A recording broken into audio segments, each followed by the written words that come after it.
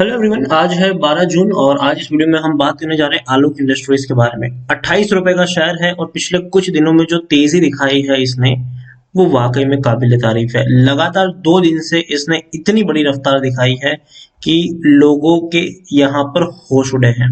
Video में हम discuss करेंगे कि 28 रुपए का ये शेयर क्या अभी भी खरीदारी के लिहाज से अट्रैक्टिव है कि नहीं, और जिन्होंने खरीदारी करके रखी है उनको यहाँ पर क्या करना चाहिए। तो वीडियो को शुरू करो उससे पहले अगर आपने अभी तक चैनल को सब्सक्राइब नहीं किया है तो प्लीज अभी इसे सब्सक्राइब कर लीजिए, क्योंकि आगे भी बहुत सारे वीडियोस हैं जो आपको काफी ज्यादा हेल्प करेंगे।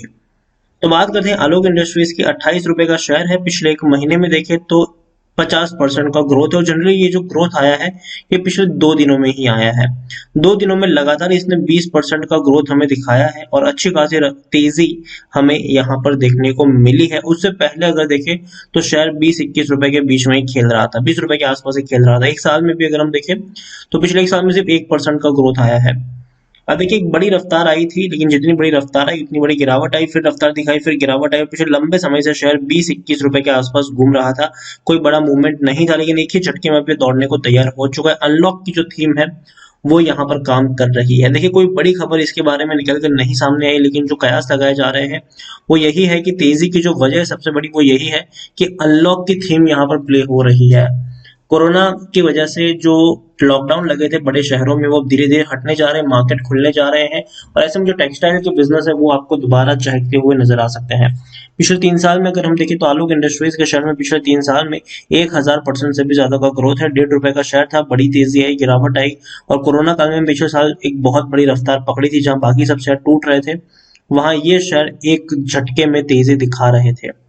बड़ी रफ्तार पकड़ी, नीचे आया, लंबे समय से कंसोलिडेट किया और अब वापस दौड़ने को तैयार है। लेकिन अगेन वीडियो को पूरा जरूर देखिएगा, हम यहाँ पर चर्चा करेंगे कि भैया खरीदारी का लेवल 28 रुपए सही है कि नहीं और किस तरीके से बाइंग करनी चाहिए। उससे पहले देखें तो मिड कैप शेयर है, 14,000 करोड़ से भी ज्यादा का इसका मार्केट कैप है। एनएससी में देखें तो 19 करोड़ से भी ज्यादा का इसका वॉल्यूम ट्रेड है। शेयर होल्डिंग की मैं बात करूं तो 75% की होल्डिंग प्रमोटर के पास है, 0.90% की होल्डिंग एफएल्स के पास है, 0.01% की होल्डिंग म्यूचुअल फंड के पास है, 0.72% की होल्डिंग इंश्योरेंस कंपनी के पास है।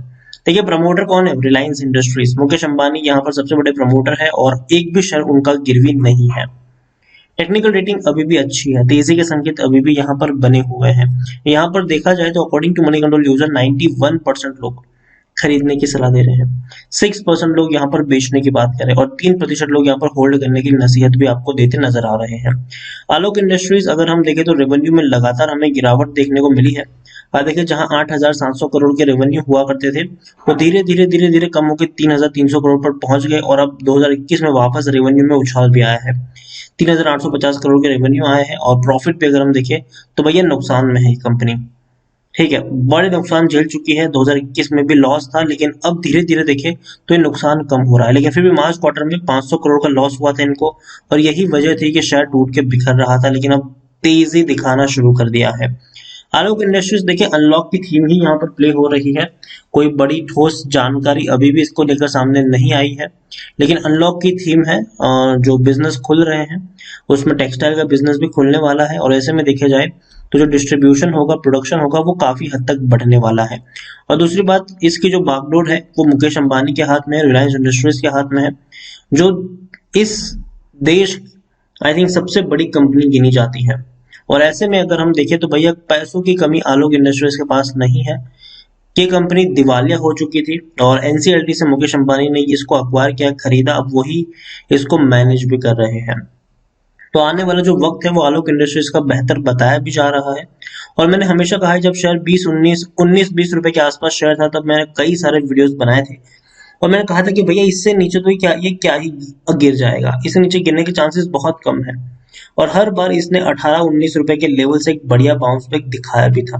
तो मैंने हमेशा कहा है कि शेयर अगर 18-19 के आसपास मिले खरीदारी करो, डरने की जरूरत नहीं है। लॉन्ग टर्म में तेजी आएगी, देखिए लंबे समय तक कंसोलिडेट करेगा, लेकिन एक वक्त ऐसा आएगा जब एक बड़ी रफ्तार दिखाएगा। ठीक है, लेकिन इसका मतलब ये नहीं है कि आप यहाँ पर जाके स्ट्रेट अवे जाके खरीदारी करो। ठीक है, बड़ी रफ्तार आई है, एक महीने में बहुत बड़ी तेजी दिखा चुका है ये शेयर, 40% तक उछल चुका है पिछले 2 ही दिनों में।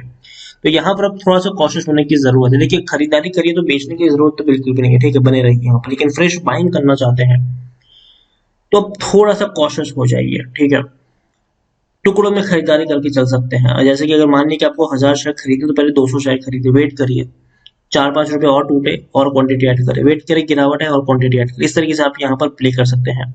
और देखिए हमेशा देखने को मिला है बड़ी तेजी के बाद गिरावट भी आती है, तो हालांकि जितनी बड़ी तेजी आएगी उतनी बड़ी गिरावट तो नहीं आएगी। और देखिए 20 रुपए से नीचे तो ये शेयर नहीं जाने वाला है, ठीक है। अब और ये मैं काफी वक्त से बता रहा हूँ कि 18 और 19 रुपए का ये जो लेवल है ना, ये बहुत ही स्ट्रॉन्ग सपोर्ट है, और जब तक वो सपोर्ट इंटैक्ट है शेयर के ऊपर जाने के चांसेस बहुत ज्यादा है, जबकि नीचे आने के चांसेस ना के बराबर है। तो यही कहूंगा, आलोक इंडस्ट्रीज 28 रुपए के ऊपर थोड़ा सा महंगा है, ठीक है। जो मौका था, जो पिछले काफी वक्त से मैं वीडियो बनाकर कह भी रहा था कि खरीदारी करो निचले लेवल पर, लेकिन जो मौका था वो अब शायद थोड़ा सा निकल चुका है, लेकिन लेकिन उतना बड़ा भी नहीं गया है। लेकिन हाँ, एक चीज कहूंगा कि अब इस लेवल पर भैया मैं बहुत बड़ा रिस्क तो नहीं लूंगा, क्योंकि देखिए 20 रुपए का जो लेवल था वो मेरे लिए रिस्क फ्री था, मतलब कोई रिस्क नहीं था। अगर मैं उस लेवल पर खरीदारी करूं तो मुझे पता है कि भैया पैसा मेरा डूबेगा नहीं, क्योंकि तेजी बनेगी इस लेवल से। लेकिन 28 रुपए के ऊपर जो है वो रिस्क अब यहाँ से बढ़ जाता है, ठीक है, क्योंकि 32-33 का जो लेवल होगा वो प्रॉफिट बुकिंग का लेवल हो सकता है, तो वो भी हमें यहाँ पर ध्यान देना है। तो आलोक इंडस्ट्रीज में यही कहूंगा कि किसी एक लेवल पे बहुत सारे शेयर्स मत खरीदना, टुकड़ों में खरीदारी करके चल सकते हो, और हर गिरावट में बाइंग के मौके हैं। और अगर 20 रुपए के आसपास दोबारा कभी मिलता है, हालांकि चांसेस कम है लेकिन मिलता है, तो भैया बाइंग का मौका छोड़ना उस लेवल पर तो नहीं चाहिए। आलोक इंडस्ट्रीज अच्छी कंपनी है, बेहतर कंपनी है, हालांकि नुकसान में वाली कंपनी है, लेकिन जो फ्यूचर है वो मुझे इसका बेटर लग रहा है। खास करके जो अनलॉक की थीम है वो अच्छे से प्ले आउट यहाँ पर हो सकती है, और जिस कंपनी के अंडर में ये मैनेजमेंट है वो बेहतर मुझे लग रहा है। पैसों की कोई कमी अब तो इनको नहीं देखने को मिलेगी, और कंपनी ने अगर एक क्वार्टर भी अच्छा दिखा रही है, देखिए पिछले कुछ क्वार्टर्स अच्छे नहीं थे, नुकसान थे, लेकिन अगर एक दो क्वार्टर अगर अच्छे आ गए यहाँ पर, तो याद रखिए शेयर को एक बड़ी रफ्तार दिखाने में ज्यादा वक्त नहीं लगेगा। आलोक इंडस्ट्रीज लॉन्ग टर्म के लिए ही मैं हमेशा इसको सजेस्ट करूंगा। अगर आप खरीदारी करते देखिए शॉर्ट टर्म में तेजी गिरावट के कई सारे चोचले देखने को मिलेंगे, लेकिन लॉन्ग टर्म में ये शेयर अच्छी खासी ग्रोथ दिखा सकता है। तो शॉर्ट टर्म का नहीं, लॉन्ग टर्म का नजर आप यहाँ पर रख सकते हैं। खरीदारी करी है तो भैया बेचने की तो कभी भी कोशिश यहाँ पर मत करिएगा। इसके अलावा आलोक इंडस्ट्रीज के अलावा एक और टेक्सटाइल शेयर है जिसके ऊपर आप फोकस कर सकते हैं, और वो है ट्राइडेंट लिमिटेड। ट्राइडेंट लिमिटेड पर भी आप नजर रख सकते हैं, वो अभी भी मुझे सस्ता लग रहा है और वहां पर अभी भी मौके हैं बाइंग के। इसमें अगर थोड़ा बहुत मौका निकल भी गया है तो ट्राइडेंट में मौका अभी भी निकला नहीं है, उस पर फोकस रख सकते हैं। आलोक इंडस्ट्रीज हल्की सी क्वांटिटी ऐड कर सकते हैं, और हर गिरावट में खरीदारी के मौके आपको देखने को मिल सकते हैं। 3-4 साल का यहाँ पर नजरिया आप रख के चल सकते हैं। एक और डिस्क्लेमर यहाँ पर देना चाहूंगा कि जो भी वीडियोस मैं बनाता हूँ वो एजुकेशन पर्पस के लिए होते हैं, तो अगर आप उसको ट्रेडिंग के लिए इस्तेमाल करते हैं तो पहले खुद से भी उस स्टॉक के बारे में रिसर्च करना मत भूलिएगा। वीडियो को यहीं पे एंड करूंगा, पसंद आया हो तो लाइक कर शेयर करें। चैनल पर अगर आप पहली बार आए हैं तो प्लीज सब्सक्राइब करें, और आलोक इंडस्ट्रीज के बारे में आप क्या सोचते हैं वो भी आप मुझे कमेंट में लिखकर बता सकते हैं। Thank you.